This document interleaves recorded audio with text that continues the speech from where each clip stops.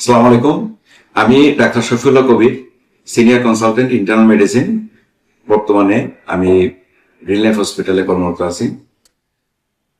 হঠাৎ করে আমরা বাসা বাড়িতে অথবা অফিসে বসে আছি বুকে ব্যথা দেখার জন্য, তখন আমাদের তাৎক্ষণিকভাবে কি করণীয়?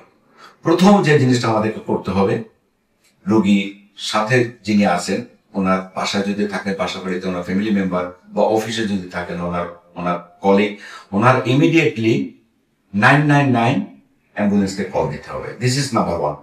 যুক্তরাষ্ট্রের এফডিএ ও অস্ট্রেলিয়ার টিজিআই কর্তৃক সার্টিফাইড জেনোফ্যাক্সের গাট স্ট্যাটাস টেস্টের মাধ্যমে আগাম শনাক্তকরণ জটিল ও দীর্ঘমেয়াদী রোগের সম্ভাব্য ঝুঁকি।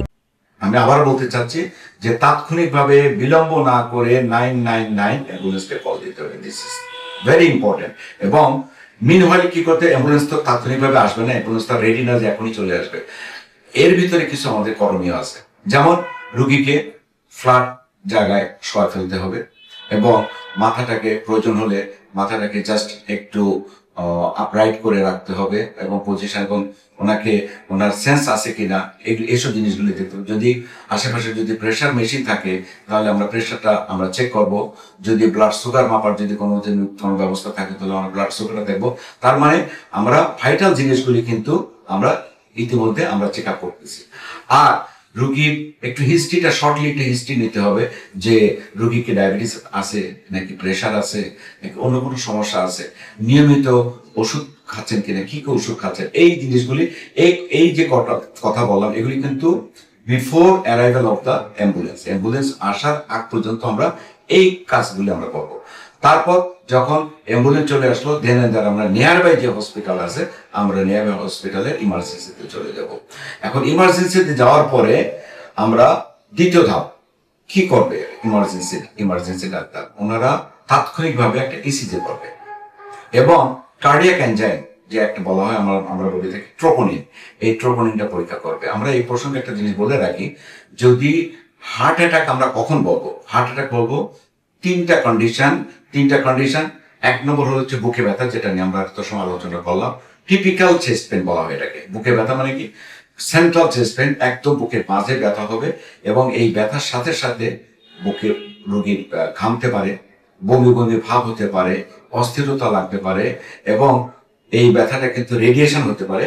দেখা গেল যে উপর দিকে চলে গেল অথবা হাতের দিকে চলে আসলো, এটাকে বলা হচ্ছে পেন টিপিক্যাল রেডিয়েশন। এটা কিন্তু ক্যারেক্টার, এটা হার্ট অ্যাটাকের ক্যারেক্টার। এবং ঘামটা কিন্তু ভেরি ইম্পর্টেন্ট, বমি বমি ভাবটা বা নওশিয়ার যে টেন্ডেন্সি এটা কিন্তু, এবং ইম্পেন্ডিং টু ডেথ, রুগী ধারণা করবে যে মৃত্যু মনে হয় তার খুব নিকটে। এই যে লক্ষণগুলি কিন্তু typical character of heart attack.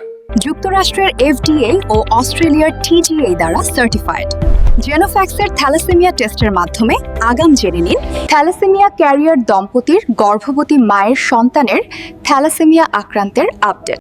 আমি আবার বলতেছি, হার্ট অ্যাটাকের এগুলি কিন্তু টিপিক্যাল ক্যারেক্টার। তাহলে নাম্বার ওয়ান হচ্ছে chest pain.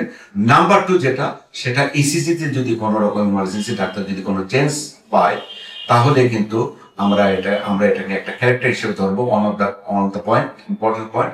And number three যেটা হলো ট্রোপোনিন। এর আগে বলছিলাম যে কার্ডিয়াক এনজাইম ট্রোপোনিন যদি পজিটিভ হয় তাহলে এই তিনটা জিনিসের ভিতরে any two of the three, যদি এই তিনটার ভিতরে যদি দুইটা যদি থাকে তাহলে আমরা এটাকে বলবো it is a case of heart attack অথবা মায়োকার্ডিয়াল ইনফার্কশন। তখন আমাদেরকে তাৎক্ষণিকভাবে এই রোগীকে অ্যাডমিশন নিতে হবে, সিসিউতে ভর্তি করতে হবে এবং তাৎক্ষণিকভাবে যে কিছু ওষুধ আছে সেই ওষুধগুলো আমাদেরকে রোগীকে প্রয়োগ করতে হবে। Thank you so much. Genofax Life Sciences. Leave healthy longer.